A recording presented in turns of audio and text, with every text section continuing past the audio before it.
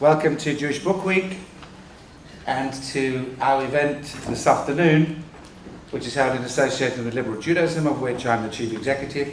But the person you really want to hear from is Anat Hoffman, who sits just here and will in a moment speak to us. She's going to speak for about 40 minutes and then take some questions. I always have a dilemma when I introduce Anat Hoffman, because there's usually her fans in the audience, there's usually people who know her well in the audience, and anybody who doesn't know soon gets to know her without me saying anything. But I will say this, she's a delightful house guest who likes roast beef best of all, with Yorkshire pudding made with water, of course, I should say. And other than that, for those who don't know her, she's an inspiration, a woman of great passion, of great commitment and of great principle.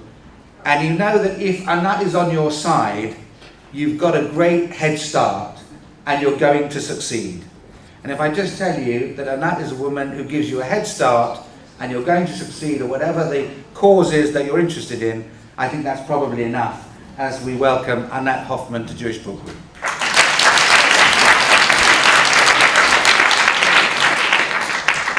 So, first, shalom, and thank you for coming.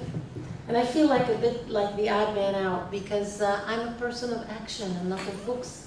And I spend most of the time out in the demonstrating or making trouble. I'm a professional troublemaker. But I'm honored and delighted that you invited me to come here. And thinking about books, I was thinking that what inspires me to action is not books. What inspires me to action is the ability or inability to habituate.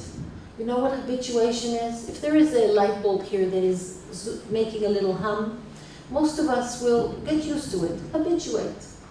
I can't get used to some of the things that are happening in Israel. It makes me crazy angry. I read the newspaper, I should get used to it.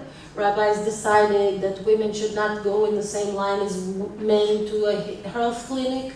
I should get used to it. It makes me crazy angry. I cannot get used to it. So I spend the day fighting. So where do books come in? I console myself with books, particularly Israeli books that are written now in Israel, and these are the books I wanted to talk to you about, but I also want to talk about the things I do so you can see what makes me crazy angry. And hopefully you will use some of the nuisance value that you have, because you know some of these things happen in Israel because your silence. Much of it is because of Israeli apathy and Israelis' learned helplessness, but a lot of it is the apathy of the silence of the Jewish world. Somehow some of you say to yourselves, it's unpatriotic to criticize Israel out loud. Israel's got enough problems. I think it's a patriotic act to speak out when Israel deviates from what we believe are Jewish values. Maybe I should mention that the word matzpun in Hebrew, meaning conscience, comes from the word matzpen, which means compass, saying.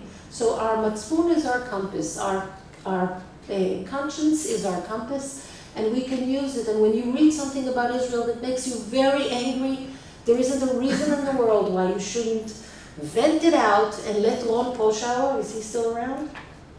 Know about it. He's that close. And you know the Consul General does listen to you. He's the ambassador. The ambassador does listen to you.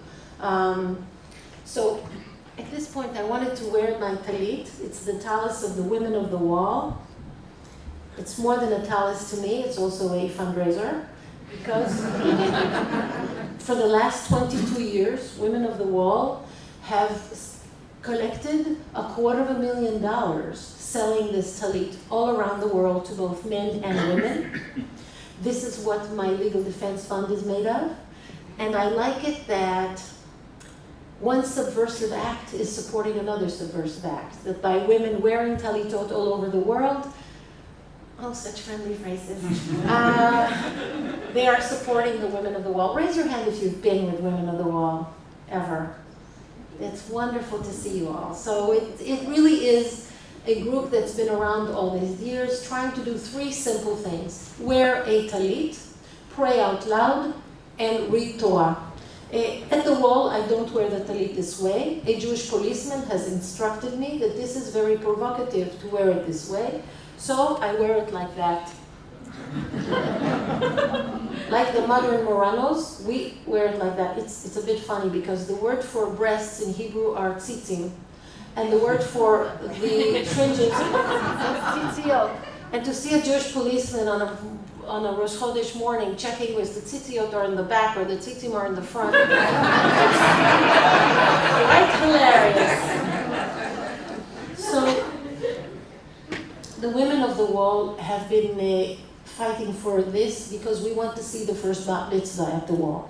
A bat mitzvah includes talit, Torah, and tefillah. And so far there have been 20,000 bar mitzvot in the other side of the partition in 2010, and not one bat mitzvah. There's now a group of American grandmothers who are boarding a plane. They're thinking of coming to Israel, I think in June or July. 300 grandmas with one bat mitzvah girl. I'd like to see the Jerusalem police tackle these.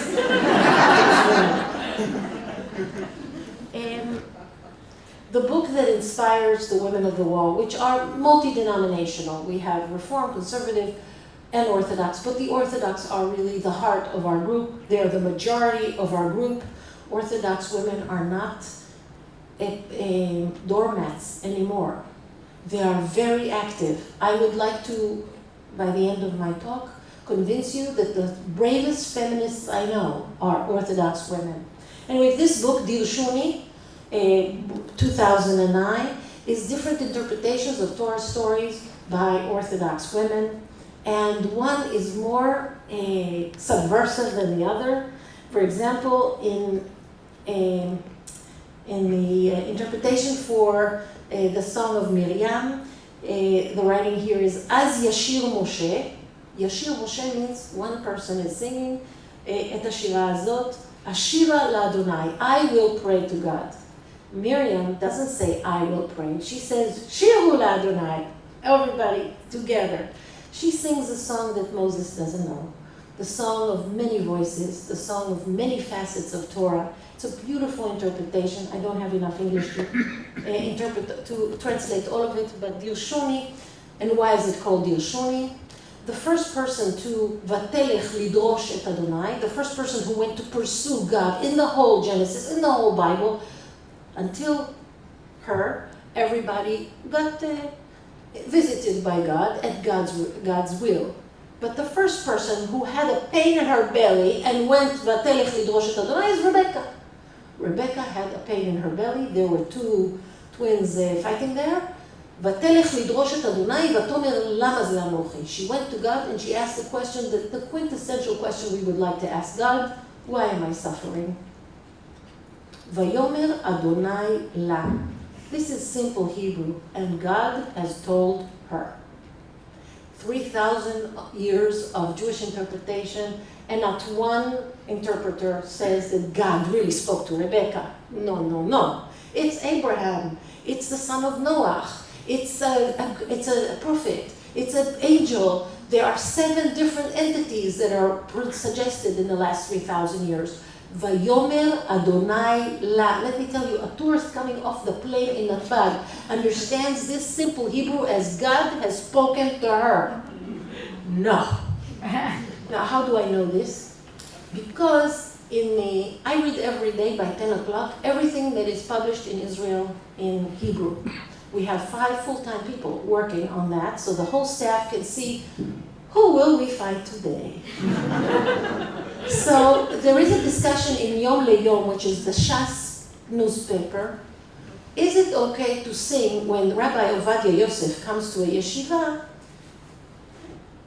שאו שערים ראשיכם וינשאו פתחי עולם ויבוא מלך הכבוד.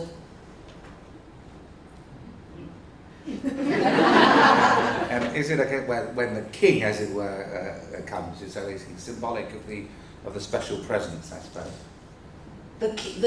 יבוא מלך הכבוד, מי הוא מלך הכבוד? אדוני עזוז וגיבור.